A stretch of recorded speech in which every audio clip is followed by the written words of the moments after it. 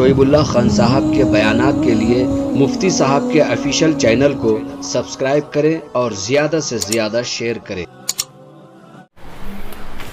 باب ما جاء في كراهية بين السجدتين وبه قال حدثنا عبد الله بن عبد الرحمن قال حدثنا عبيد الله بن موسى قال حدثنا إسماعيل عن أبي إسحاق عن الحارث عن علي رضي الله عنه وعنهم قال لرسول الله صلى الله عليه وسلم يا أحب لك ما أحب لنفسي وأكره لك ما أكره لنفسي لا تقع بين السجدتين. قال أبو عيسى هذا حديث لا نعرفه من حديث علي إلا من حديث أبي إسحاق عن الحارث عن علي وقد ضعف بعض أهل العلم الحارث الأعور والعمل على هذا الحديث عند أكثر أهل العلم يكرهون الإقعاء. وفي الباب عن عائشة وأنس وأبي هريرة رضي الله عنهم وعنهم. پڑھو آگے. باب الإقعاء وبه قال حدثنا يحيى بن موسى قال حدثنا أبو الرزاق قال أخبرني أبو الزبير أنه سمع طاووسا يقول قلنا لابن عباس رضي الله عنهما وعنهم في الإقعاء على القدمين قال هي السنة فقلنا إنما نراه جفاء بالرجل قال بل هي سنة النبي صلى الله عليه وسلم. قال أبو عيسى هذا حديث حسن وقد ذهب بعض أهل العلم إلى هذا الحديث من أصحاب النبي صلى الله عليه وسلم لا يرون بالإلقاء بأسا وهو قول بعض أهل مكة من أهل الفقه والعلم وأكثر أهل العلم يكرهون الإقعاء بين السجدتين. باب ما جاء فی کراہیت الإقعاء فی السجود. سجدے میں اقعاء مکروہ ہونے کا بیان. اس کے بعد دوسرا باب ہے باب ما جاء فی الرخصۃ فی الإقعاء. اقعاء کے سلسلے میں رخصت کا بیان. یہ دو باب ایک دوسرے سے متعلق ہیں. اقعاء کی دو تفسیریں ہیں. اقعاء کے ایک معنی یہ ہیں کہ اس طرح بیٹھے کہ اپنی سرین زمین پہ رکھے اور دونوں پیروں کو ایسا کھڑا کر دے. دونوں پیروں کو کھڑا کر دے. کوئی دکھا سکتا ہے؟ دکھاؤ. یہاں بیٹھ جاؤ, زمین پہ بیٹھ جاؤ. ہاں, یہ طریقہ, یہ جو طریقہ ہے نا اقاع, اس کو بھی اقاع کہتے ہیں. دوسرا مطلب اقاع کا یہ ہوتا ہے کہ جب سجدہ کر کے سجدے سے اٹھتے ہیں تو پیروں پہ ایسا بیٹھے جیسے تم بیٹھو. یہ ہے طریقہ, یہ ہے اقاع. بچھائے بغیر صرف پیروں کو ایسا کھڑا کر کے بیٹھ جائے. اقعاء اس کو بھی کہتے ہیں, اقعاء اس کو بھی کہتے ہیں. اور اقعاء بمانے پہلی تفسیر کے بالاتفاق مکروہ ہے نماز کے اندر. لیکن جو دوسری تفسیر اس کی گئی اس کے اعتبار سے اقعاء کے اندر اختلاف ہے. جمہور علماء کے نزدیک وہ بھی مکروہ ہے, لیکن امام مالک رحمت اللہ علیہ کے نزدیک اس طرح اقعاء کرنا, امام شافعی رحمت اللہ علیہ کے نزدیک اس طرح اقعاء کرنا جائز بھی ہے بلکہ مستحب ہے.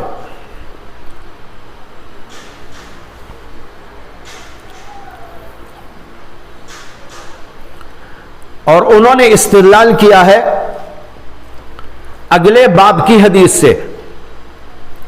جمہور نے استدلال کیا ہے اس پہلے باب کی حدیث سے.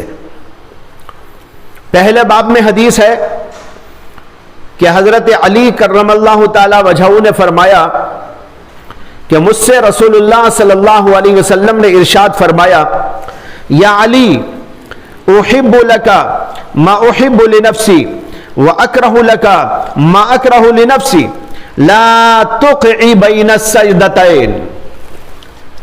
اے علی, میں اس چیز کو پسند کرتا ہوں تمہارے لیے جو میں اپنے لیے پسند کرتا ہوں، اور میں مکروہ سمجھتا ہوں تمہارے لیے اس کو جو میں اپنے لیے ناپسند کرتا ہوں۔ اس کے بعد آپ نے کہا لا تقعی بین السجدتین، دو سجدوں کے درمیان میں اقعاء نہ کرو۔ یہاں وہ پہلی تفسیر جو ہے نا وہ تو بالاتفاق مراد ہے ہی، وہ تو کرنا ہی نہیں ہے۔ تمام علماء کے نزدیک پہلی صورت سے اقعاء کرنا ناجائز ہے، اور امام شافعی یہ لا تقعی کو دوسری صورت کے پہلی صورت سے متعلق کرتے ہیں، دوسری سے نہیں۔ جمہور علماء دونوں صورتوں سے متعلق کرتے ہیں، پہلی صورت بھی اس کے اندر مراد ہے، دوسری صورت بھی اس کے اندر مراد ہے کہ دو سجدوں کے درمیان میں اقعاء نہ کرو، نہ پہلی شکل سے کرو نہ دوسری شکل سے کرو۔ لیکن امام شافعی کہتے ہیں یہاں پہلی شکل مراد ہے، دوسری شکل مراد نہیں ہے۔ وجہ یہ ہے کہ اگلے باب کے اندر حدیث آ رہی ہے حضرت ابن عباس رضی اللہ تعالیٰ عنہ کی، جس کو امام طاؤس بیان کر رہے ہیں۔ امام طاؤس کہتے ہیں ہم نے ابن عباس سے اقعاء علی القدمین کے بارے میں پوچھا۔ قلنا لابن عباس فی الاقعاء علی القدمین، قدمین کے اوپر اقعاء کرنے کے بارے میں ہم نے ان سے معلوم کیا۔ انہوں نے کہا ہی السنہ، انہوں نے کہا یہ تو سنت ہے، سنت طریقہ ہے۔ فقلنا، تو ہم نے عرض کیا انا لنراہ جفاء بالرجل، حضرت ہم تو اسے دیہاتیوں کا طریقہ سمجھتے تھے، اس کو ہم سمجھتے تھے انا لنراہ جفاء بالرجل، ہم اسے آدمی کی جفا یعنی دیہاتی پن سمجھتے تھے۔ کوئی ایسا کرتا تو ہم کہتے ہیں دیکھو جاہل آدمی ہے، اناڑی آدمی ہے، اس کے اندر جفا ہے یعنی دیہاتی پن ہے، ہم یہ سمجھتے تھے۔ قال بل ہی سنت نبیکم، نہیں بھائی بلکہ تو تمہارے نبی کی سنت ہے۔ امام ترمذی کہتے ہیں ھذا حدیث حسن صحیح، یہ حدیث حسن صحیح درجے کی ہے۔ اس حدیث سے انہوں نے استدلال کرتے ہوئے کہا کہ دو سجدوں کے درمیان اقعاء کرنا یعنی قدموں کو کھڑا کر کے اس کے اوپر بیٹھ جانا یہ جائز ہی نہیں بلکہ مستحب و سنت ہے۔ لیکن جمہور علماء کہتے ہیں کہ یہ جو ہے غلط ہے، یعنی جائز نہیں ہے اس طرح کرنا، نماز کے اندر اس سے کراہت پیدا ہوتی ہے، اور انہوں نے پہلی حدیث سے استدلال کیا ہے۔ اور دوسری حدیث کا جواب وہ یہ دیتے ہیں کہ ابن عباس رضی اللہ عنہ نے یہ ایک ضرورت کے موقع پر استعمال کرنے کے بارے میں کہا ہے، عام حالات کا حکم نہیں بیان کیا، بلکہ اگر کسی کو عذر ہو تو ایسی صورت کے اندر اقعاء کرتے ہوئے بیٹھ جائے تو یہ بات درست ہے اور ٹھیک ہے، یعنی سنت سے ثابت ہے، لیکن عام حالات کی بات نہیں تھی۔ اور اس کی دلیل یہ ہے کہ حضرت سیدنا عبداللہ بن عمر رضی اللہ تعالی عنہ سے آیا ہے کہ انہوں نے یہ بیان کیا کہ میں جو ہے اس طرح اس لیے بیٹھتا ہوں کہ مجھے کچھ عذر ہے، میں بیٹھ نہیں سکتا، اس لیے میں ایسا بیٹھتا ہوں۔ اس حدیث کو سامنے رکھنے سے یہ بات سمجھ میں آتی ہے کہ ابن عباس نے بھی خاص صورتوں کے بارے میں کہا کہ خاص ضرورت مند لوگ، عذر والے لوگ اس طرح اگر کبھی بیٹھ جائیں تو وہ خلاف سنت نہیں ہے، وہ بھی ٹھیک ہے، لیکن عام حالات کا حکم بیان نہیں کیا۔ سنت وہ بھی ہوتی ہے جو عذر کے موقع پر حضور نے کیا تو وہ عذر والی سنت ہے، اسی طرح یہ بھی عذر والی سنت ہے، اس کو انہوں نے بیان کیا ہے۔ لیکن چونکہ ایک حدیث کے اندر خود اللہ کے نبی علیہ السلام یہ فرما رہے ہیں لا تقعی بین السجدتین، اسی عام حالات کے اندر اس کو ایسا نہیں کرنا چاہیے۔ امام ترمذی اس حدیث کے اوپر بحث کرتے ہوئے کہتے ہیں ھذا حدیث لا نعرفه من حدیث علی الا من حدیث ابی اسحاق عن الحارث عن علی وقد ضعف بعض اہل العلم الحارث الاعور والعمل على هذا الحديث عند اکثر اہل العلم يكرهون الاقعاء. یہ حدیث ضعیف ہے. بعض علماء نے حارث الاعور کو ضعیف قرار دیا ہے. حارث الاعور یہ امام حضرت علی کرم اللہ تعالی وجہہ کے شاگرد ہیں جو اس حدیث کو روایت کرنے والے. ان الحارث ان علی.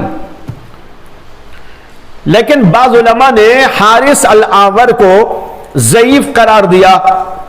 لیکن اسی سے سمجھ میں آتا ہے کہ سب علماء نے ان کو ضعیف نہیں قرار دیا ہے.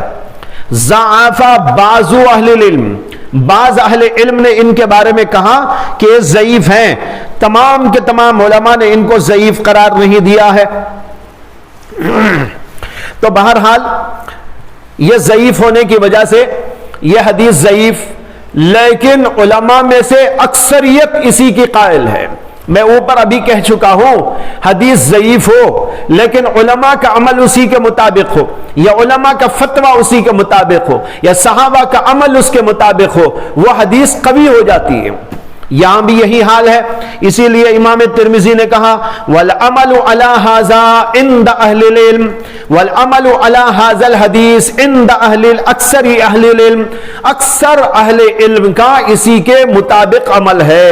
یکرہون الاقعاء کہ وہ حضرات اقعاء کو مکروہ قرار دیتے ہیں. معلوم ہوا کہ اس حدیث کو بھی تقویت مل گئی. اور دوسری حدیث کا جواب آپ کو دے دیا گیا کہ یہ بعض خاص صورتوں کے بارے میں ابن عباس نے فرمایا ہے. چلیے باب ما يقول بين السجدتين. وفيه قال حدثنا سلمة بن شبيب قال حدثنا سعيد بن حباب عن كامل بن ابي العلاء عن حبيب بن ابي ثابت عن سعيد بن جبير عن ابن عباس رضي الله عنهما وعنهم ان النبي صلى الله عليه وسلم كان يقول بين السجدتين اللهم اغفر لي وارحمني واجبرني واهدني وارزقني. وبه قال حدثنا الحسن بن علي بن الخلال قال حدثنا يزيد بن هارون عن زيد بن حباب عن كامل بن ابي العلاء نحوه. قال ابو عيسى هذا حديث غريب وهكذا روي عن علي رضي الله عنه. وبه يقول الشافعي واحمد واسحاق يرون هذا جائزا في المكتوبة والتطوع. وروى بعضهم هذا الحديث عن كامل بن ابي العلاء مرسلا. ما یقول بین السجدتین، دو سجدوں کے درمیان کیا دعا پڑھنا چاہیے. حدیث کے اندر دعا یہ ہے اللہ کے نبی سجدوں کے درمیان یہ دعا پڑھتے تھے. یعنی ایک سجدے سے اٹھ کر دوسرے سجدے میں جانے سے پہلے جو بیٹھتے تھے اس میں دعا پڑھتے تھے اللہم اغفر لی وارحمنی واجبرنی واہدنی وارزقنی. یہ یاد کر لیجئے دعا. یاد ہے آپ لوگوں کو؟ علماء احناف نے یہ مسئلہ بیان کیا ہے کہ اس قسم کی جو دعائیں ہیں وہ دعائیں مکتوبہ میں نہ پڑھے، اس لیے کہ مکتوبہ نمازوں میں تقلیل کا اور تخفیف کا حکم ہے. نوافل میں پڑھے یا تنہا نماز پڑھنے کی صورت میں اس کو پڑھے. اسے یاد رکھنا چاہیے، پڑھنا چاہیے. نوافل کے اندر تو پڑھ سکتے ہیں. اور علامہ انور شاہ کشمیری کہتے ہیں کہ اتنی چھوٹی سی دعا پڑھ لینے سے ظاہر بات ہے کہ کوئی نماز کے اندر خفت کے خلاف لازم نہیں آتا. جب آپ بیٹھتے ہی اتنی دعا پڑھ لینے میں کیا ہے، کوئی لمبا چوڑا وقت نہیں لگتا. اس لیے فرض کے اندر بھی اس کو پڑھ لینا اچھی بات ہے. بہرحال یہ دعا ہے، اس کو یاد کر کے پڑھا کریں. وَبِهِ يَقُولُ الشَّافِعِيُّ وَأَحْمَدُ وَإِسْحَاقُ يَرَوْنَ هَذَا جَائِزًا فِي الْمَكْتُوبَةِ وَالتَّطَوُّعِ. امام شافعی، امام احمد، امام اسحاق یہ سب حضرات مکتوبہ میں اور تطوع میں دونوں میں اس کو جائز قرار دیتے ہیں. علماء احناف کہتے ہیں کہ مکتوبہ میں نہ پڑھے بلکہ تنہا پڑھتے وقت اور جب تطوع پڑھے تو اس وقت میں پڑھے. لیکن جیسے کہ عرض کر چکا ہوں اتنی چھوٹی سی دعا پڑھ لینے میں کوئی حرج نہیں. جی بہت سوچ کے پڑھتے بھائی. باب ما جاء في الاعتدال في السجود. وبه قال حدثنا قتيبة قال حدثنا الليث عن ابن عجلان عن سمك عن ابي صالح عن ابي هريرة رضي الله عنه وعنه قال اشتكى اصحاب النبي صلى الله عليه وسلم الى النبي صلى الله عليه وسلم مشقة السجود عليهم إذا تفرجوا فقال استعينوا بالركب. قال أبو عيسى هذا حديث لا نعرفه من حديث أبي صالح عن أبي هريرة رضي الله عنه عن النبي صلى الله عليه وسلم إلا من هذا الوجه من حديث الليث عن ابن عجلان. وقد روى هذا الحديث سفيان بن عيينة وغير واحد عن سمي عن النعمان بن أبي عياش عن النبي صلى الله عليه وسلم وكأن رواية هؤلاء أصح من رواية الليث. باب ما جاء فی الاعتماد فی السجود، سجدے میں ٹیک لگانے کا بیان. اعتماد کے معنی آتے ہیں ٹیک لگانا. سجدے میں ٹیک لگانے کا مطلب کیا ہے وہ حدیث سے سمجھ میں آئے گا. ابو ہریرہ رضی اللہ عنہ کہتے ہیں اشتکا بعض اصحاب النبی صلی اللہ علیہ وسلم الی النبی صلی اللہ علیہ وسلم مشقت السجود علیہم اذا تفرجوا. بعض صحابہ کرام نے شکایت کی اللہ کے نبی علیہ الصلاۃ والسلام سے سجدے میں مشقت کے ہونے کی ان پر، اذا تفرجوا جبکہ وہ کشادگی کے ساتھ میں سجدہ کریں. جب ایسا کشادہ ہو کر سجدہ کریں تو طویل سجدہ کرنے میں دقت پیش آئے گی، زیادہ دیر نہیں رہ سکتے. یہ شکایت کی بعض صحابہ کرام نے کہ یا رسول اللہ ہم جب اچھا کھل کر سجدہ کرتے ہیں تو مشقت ہوتی ہے، کیا کریں؟ فقال، آپ نے کہا استعینوا بالرکب، اپنے گھٹنوں سے استعانت اور مدد حاصل کرو. گھٹنوں سے مدد حاصل کرو کا مطلب یہ ہے کہ گھٹنوں پر ایسا رکھ لو، پیر ہاتھ ایسا رکھتے ہیں نا، ایسا بہت دیر رکھنے میں دشواری پیش آتی ہے. بہت دیر تک ایسا رکھیں گے طبیعت تھک جاتی ہے. تو اللہ کے نبی سے شکایت کرنے پر آپ نے کہا کہ اپنے گھٹنوں پر اس کو رکھ لو. اس طرح رکھ لیں گے تو تھوڑی سی برداشت کی تو طاقت پیدا ہو جائے گی. کر کے دیکھ لو، اندازہ ہو جائے گا. قال ابو عیسیٰ ھذا حدیث غریب.